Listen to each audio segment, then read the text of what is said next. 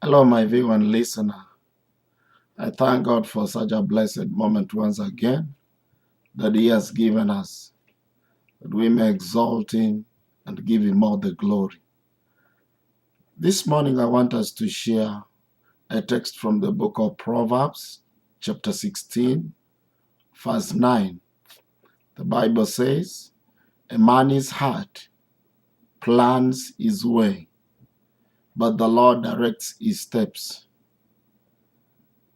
My brother, my sister, I've been pondering over how man is able to be successful in his life, maybe physically or spiritually. Why we'll get some people so successful, maybe in their ministry, maybe in their family, maybe in their business, and many different areas of their lives, and why some of them are never successful. That's why I've come up with this text that we may share this morning, to be able to see the richness of God and how God is able to lift us and give us a new beginning and a new breakthrough in our lives.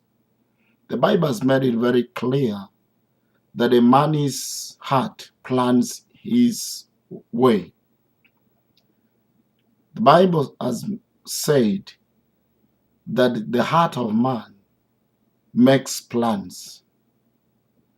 But as much as man makes these plans, they may not be successful. Why?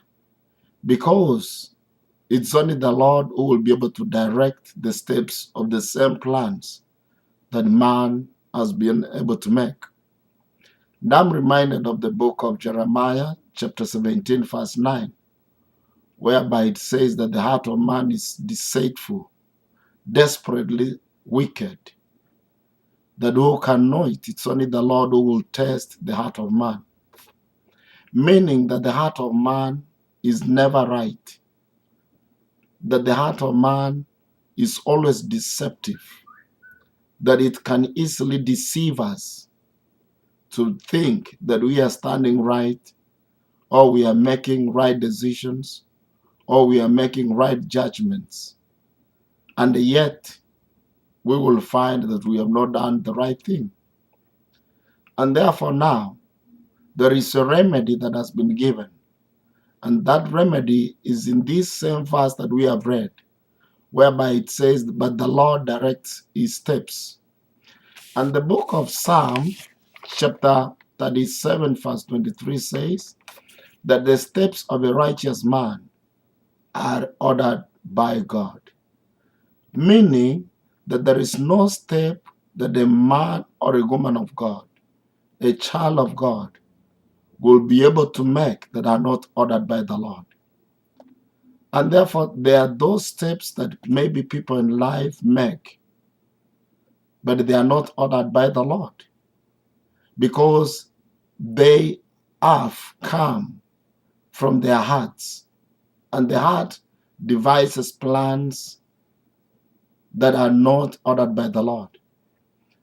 And therefore, when I look at this text, my brother, my sister, this morning, I want to echo one thing, that it's one thing to make plans.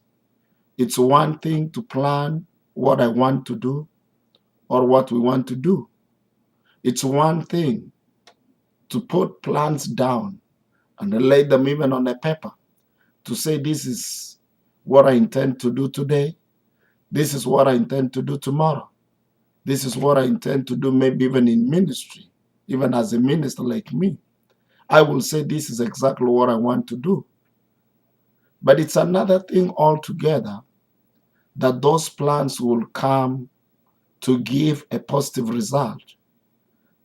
And the only way to give a positive result, the Bible has made it very clear, that those plans must be directed by the Lord. Meaning that the plans belong to us, but those plans being directed or those steps being ordered, it's by the Lord. So meaning that we cannot make plans in our lives and fail to hand them over to God so that He could be able to direct them. I want to give a simple analogy on this, that it's like just preparing.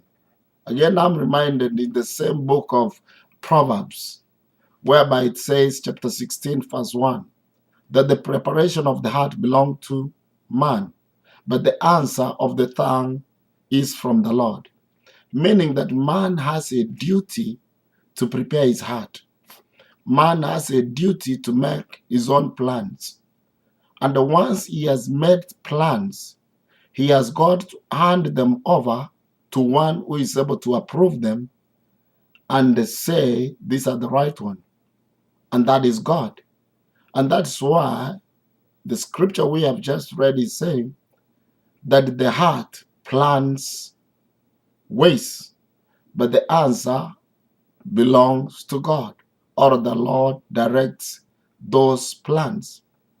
So my brother, my sister, this morning, I want to challenge each and every one of us that even as we start this day and as we get into the month of May, it's my prayer that let us ask God that in everything that we intend to do, in everything that we do in our lives, at our places of work, in ministry, in our families, in everything, let us allow God to come in.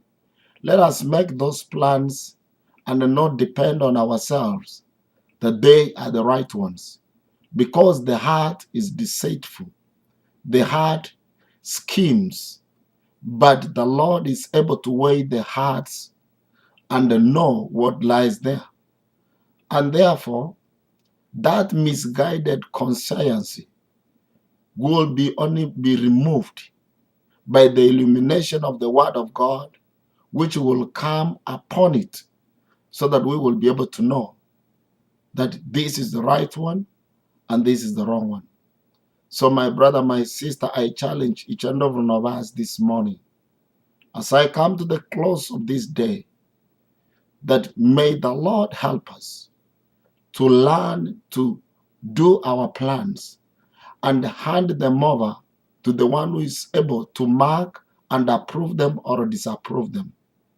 Because when He approves them and we start working on those plans, then we will not go astray. We will not go wrong. We will do the right thing, having known that the Lord is directing those steps. Because He has said very clearly that the steps of a righteous man are ordered by the Lord. So the challenge is this morning, who orders your steps? Who orders your life? Let us be very sincere to God and see those areas that we are maybe fallen short and ask God to lead us and ask God to direct us and surrender everything unto God, that He will be able to lead us and direct us so that at the end of the day, we will be able to do the right thing. I pray that may the Lord bless you. May the Lord richly continue speaking unto you and illuminating His light and the revelation of His word unto us, that we will be able to do what He desires us to do and be pleasing unto Him. May the peace of God and the love of God continue sustaining you. Amen.